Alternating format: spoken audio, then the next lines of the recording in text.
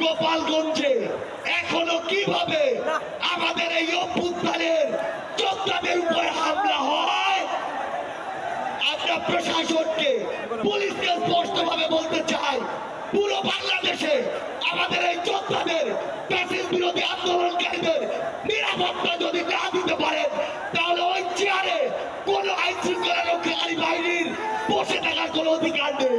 অন্তর্বর্তীকালীন সরকারকে একটি আহ্বান জানাতে চাই, আমরা যদি আমাদের এই শহীদ ভাইদের রক্তের বিচার না করতে পারি, আমরা কখনো নিজেদেরকে মাফ করতে পারবো না।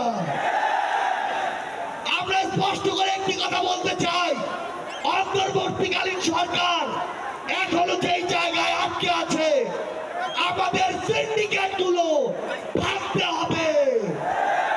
এখনো কেন আমরা শুনবো এক হাত থেকে আরেক হাতে সিন্ডিকেট গিয়েছে?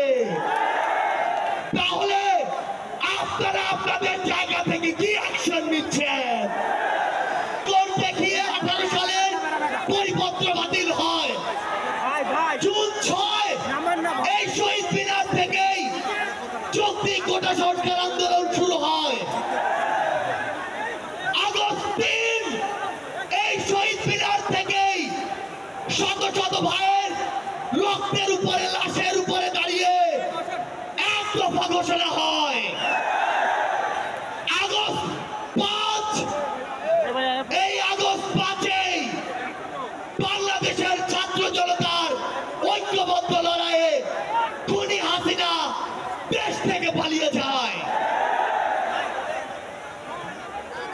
ওই জুন 5 থেকে আগস্ট 5-এর যে লড়াই, সে লড়াই কি শেষ হয়ে গিয়েছে? আমাদের সংগ্রাম কি শেষ? আমাদের সামনে এখনো খুনিরা, খুনিদের দোসররা এখন উন্মুক্ত ভাবে চলাফেরা করে।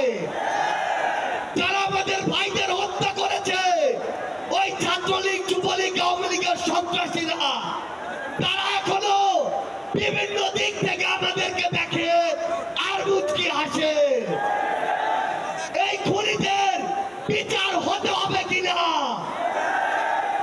আমার যারা আহত যোদ্ধা রয়েছে, শহীদ পরিবার রয়েছে, তাদের এই খুনের বিচার হতে হবে কিনা? আমরা অবিলম্বে এক হাত থেকে যদি আরেক হাতে সিন্ডিকেট যায়, তাহলে সেই হাত আপনারা ভেঙে দিচ্ছেন না কেন?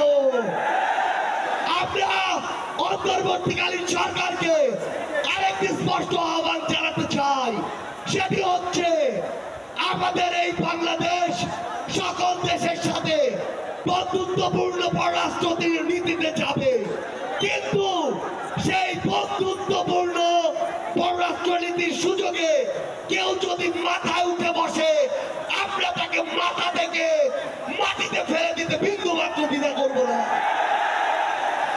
আমরা স্পষ্ট করে একটি কথা বলতে চাই, যে এই খুনিরা এই দেশের বাইরে, এই দেশের মানুষের ঘামের হাজার হাজার কোটি টাকা পাচার করেছে, সেই টাকা ফিরিয়ে আনতে হবে। আমরা স্পষ্ট করে বলতে চাই, ওই গোপালগঞ্জে যে খুনির দোসররা এখনো ঘাপটি মেরে আছে, তাদেরকে আইনের আওতায় বিচার করতে হবে। আমরা এই অন্তর্বর্তীকালীন সরকারের কাছে আমরা এই গণহত্যার বিচার চাই।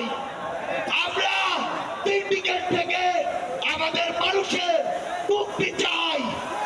আমরা পাচারকৃত অর্থ ফেরত চাই।